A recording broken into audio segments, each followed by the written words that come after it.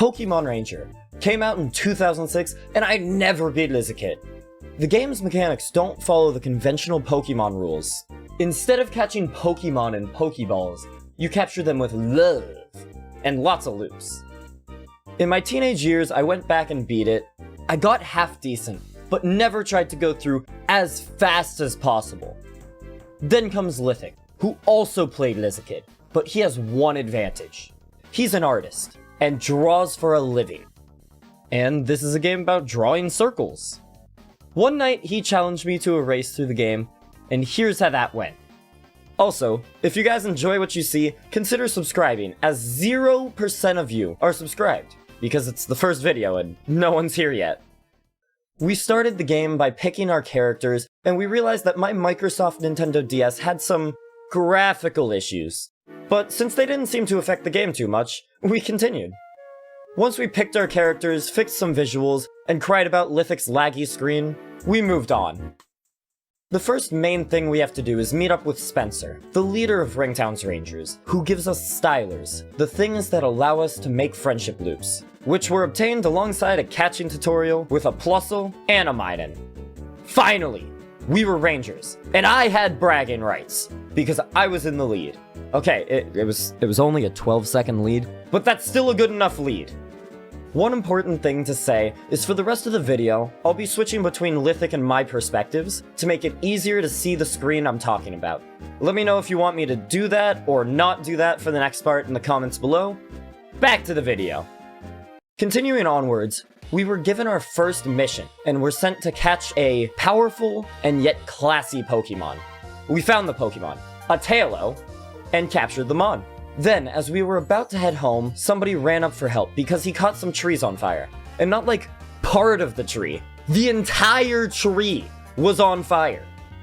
Once the trees got put out, and there were no other random catastrophes or catastrophes, the mission was a successful clear. With the mission cleared, we head out to the town center and find the Plusle from earlier, attacking Larry's Taillow. We capture the Pokemon, and the other ranger from the game tells us that it's destiny, and that the Plusle is now our bonded Pokemon, or something like that. Doesn't matter though, because the Plusle proves to be an amazing partner, as it can paralyze the target Pokemon, so that we can use the friendship loops without worrying about them moving and breaking them.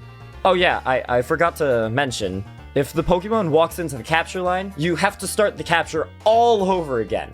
Kinda forgot to mention that at the beginning. We return back to the ranger station, and an old man, the professor of these games, visits to talk to Spencer. We then get told that we have to escort the impatient, cranky old man through to the next settlement past the cave, and we take off. While taking him through the cave, we get separated from the professor due to literal falling rocks that almost unalive us. We end up running into the professor right after he gets his super styler stolen. I think it's supposed to be like a better styler that can catch any Pokemon, but the styler we already have can already do that, so I don't know. Anyways, here's a Rhydon causing mayhem when we get out. We catch it because the professor is old and useless, and that is a mission clear. I still have the lead, and now it's by a substantial 5 minutes. But Lithic is getting more accustomed to the Water Poke Assist. Hi guys, post-gameplay Evan here. All Pokemon in this game have what are called a Poke Assist. They can help out in the battle that you're against another Pokemon in to help you win the game. And to save you guys from all the trouble, I'm just gonna go over the ones that are kind of important that we use during the run, so that you guys don't have too much boring information. So, the Water Poke Assist. The Water Poke Assist creates a bubble around the Pokemon that you're trying to capture, so that it floats and you're just good to go, and it's not gonna move and break your capture line. Got it? Good. Moving back onto that video. While Lithic was finishing up, I move on to the next mission, which is helping people in the town. The first mission was easy. Grab a Makuhita, then move a crate to get into a lady's apartment. The apartment is infested by a Venonat, and the Venonat's easily caught. Then, there's her. The bane of my childhood's existence. The Skitty Lady! This woman has a team of 6 Skitty that have run off, and you need to find them. This task is so stupid, and she should just become a better trainer. But I digress. One Skitty runs up to the lady, so 1 down. I go around the town to capture 2 more of the Skitty before Lithic gets his Venonat. Then I get the 3rd. At this point, it's just a race to finish these Skitty off. Lithic got 1, I caught my 4th, then we traded another 2. So I finished off all of them. I handed in the Skitty, while Lithic gets his 3rd, then the 4th. The last task to get done around the town is to make the bottom part of a lab bright, because I guess light switches don't exist or work. So I head off to get a Staryu, and Lithic gets his last Skitty, completing his mission. We went to get the Staryu, and then we let light into the lab. It's me again, Interjection Evan, back to explain another Poke-Assist. So this time, it's the fighting Poke-Assist. It's a really easy concept to understand on this one. 1 loop counts as 2 loops, and that's it. So, you guys can probably understand why this one's an important one for me. I tend to circle really fast through them, trying to ignore everything else that's going on. So, fast loops plus another extra loop for free equals win. Back to the video, guys. The next part of the mission has a Machoke that's trying to take down a clock tower. So I just kind of paralyzed it and then used a fighting assist to quickly catch the Machoke. Lithic got to the lab, got the lights on, when I got to Ranger rank 3. This takes us to one of the hardest parts of the run. Grimer. The more sluggy and slimy Pokemon sometimes have trails that are left behind while moving. This is a huge pain, as my circles tend to cut right next to a Pokemon, and this didn't help very much. Lithic caught up, and then I made my first really big mistake. You saw it, didn't you? I forgot to save. And this didn't mesh well with the triple-trailed Grimers that I had to go against. Lithic was starting to catch up, and I messed up the capture. The first death of the game. And then the second. And the third. Lithic made it to the boss of the area, and it's time for the next major Poke-Assist time. The Psychic Poke-Assist sends all of the Pokemon up, levitating them in the air. This can probably be an easy one to understand why it would help, because when something's floating, can't really move. It's kinda like the Water Poke-Assist, but in my opinion, it's a little bit better than that. Because, you know, they're just floating, you don't have anything extra to worry about. Back to your regularly scheduled Pokemon Ranger. Lithic shows his artist prowess while catching the Pokemon by using Psychic Assist and failing to catch the Pokemon that are literally floating. Lithic then uses his classic Water Assist to catch the Muck and his Grimer cronies. He gets up to Ranger rank 4, and let's see where I am. I died again. Let's get away from me for a second and head back to Lithic, who's saving a Lapras from a few Krabby. I finally made my way back to Muck, and I die for the 5th time. Back to Lithic, I guess. Lithic now makes it to Summerland, a wonderful area full of even more incompetent Rangers, because we're the only people that can actually do anything around here. See, look at this fella for example. His name is Percy, and he has a Politoed.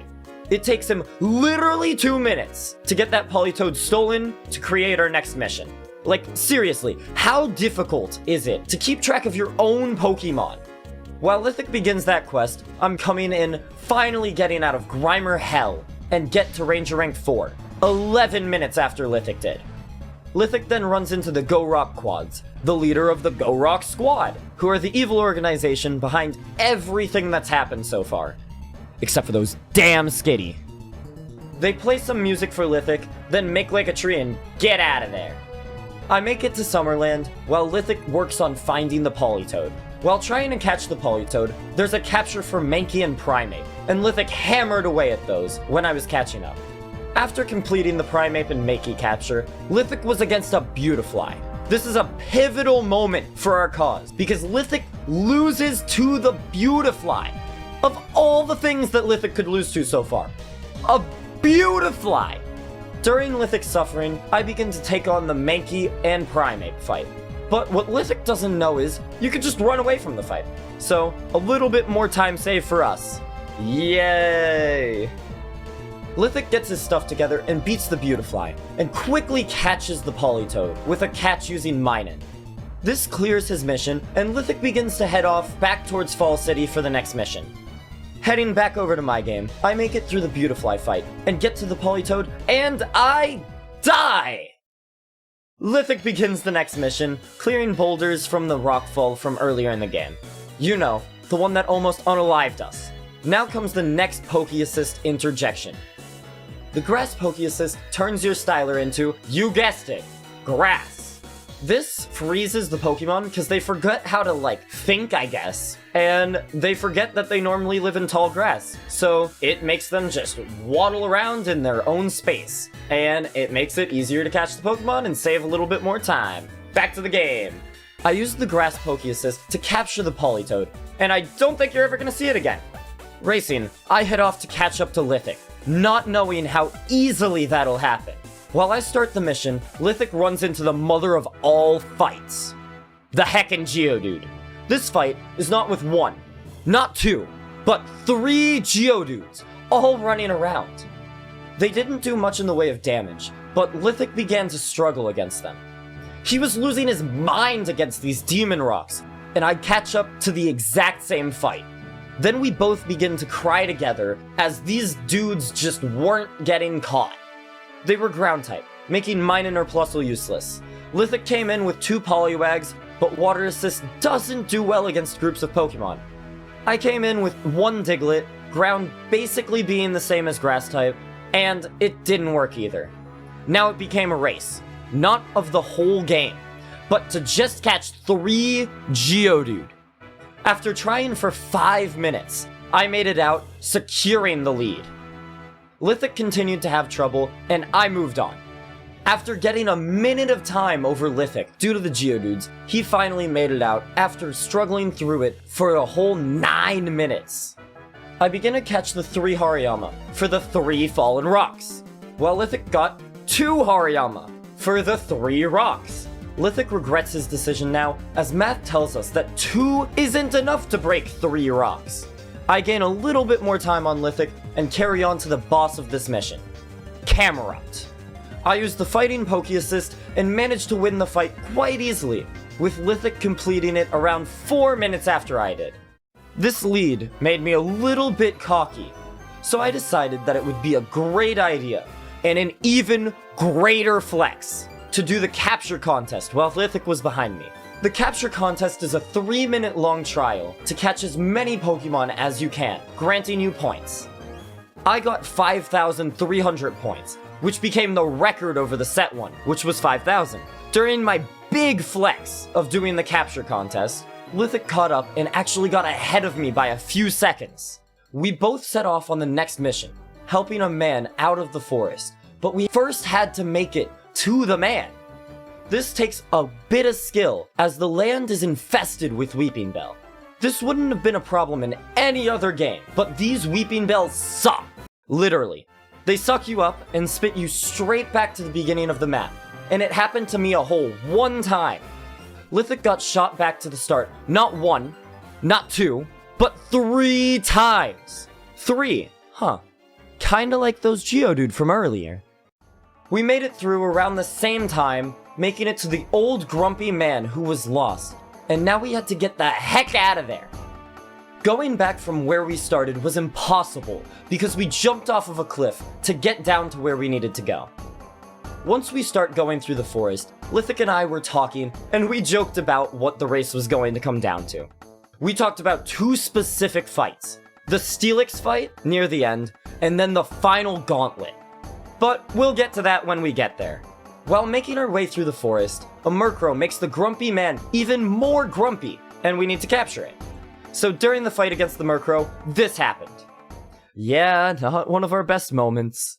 Getting back to the battle took a little while, and Lithic made it through, pulling into the lead yet again. Lithic made it back, ranked up, and was told to take a break and spend some time in Summerland. And while Lithic was going on vacation, I was stuck catching the Murkrow. While at Summerland, we learn about these challenges within the Jungle Relic, and are told not to complete all 4 of them. We decide to go towards these challenges, Lithic being slightly ahead of me, and we start with the Challenge of Water.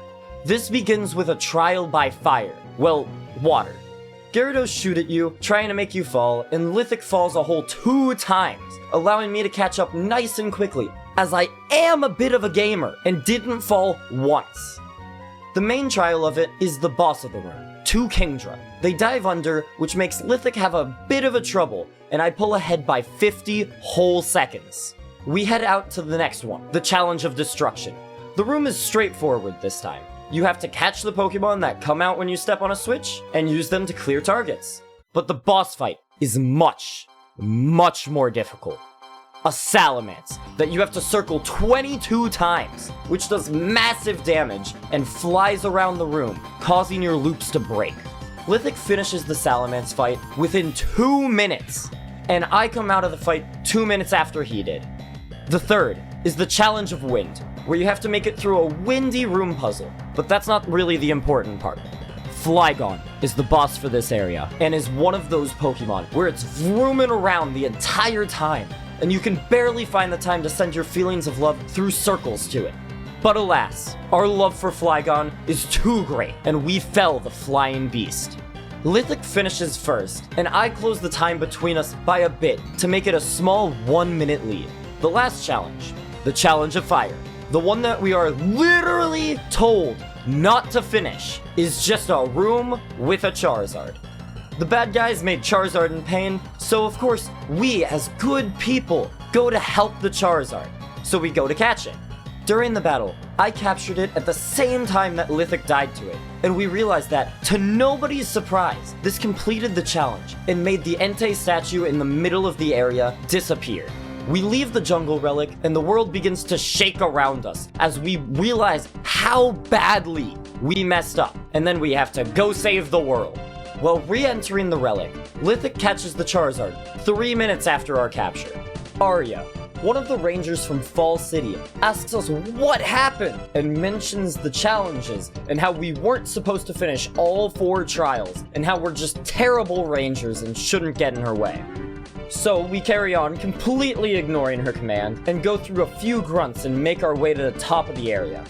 One of the Go Rock Quads is here and has a slacking boss fight, so I buckle up for a fun challenge. I catch it within 2 minutes and move on, while Lithic works on catching up.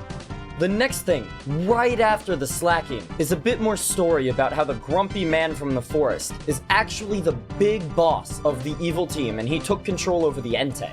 I begin working on catching the Entei, and it seems like it's gonna take a little bit of time. While I work on the Entei, Lithic works on the slacking for a whole 20 seconds, and moves straight onto the Entei fight. So yet again, we became tied, but I managed to catch the Entei after 6 minutes, and Lithic completes the capture 2 minutes after I do it.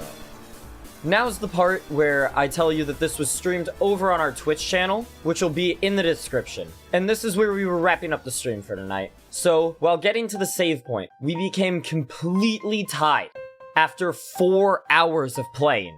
Part 2 will be out sometime soonish, as I'm still really new to the video making process. If you enjoyed the video, hit the subscribe button, and I will see you guys again next time. Have a great day.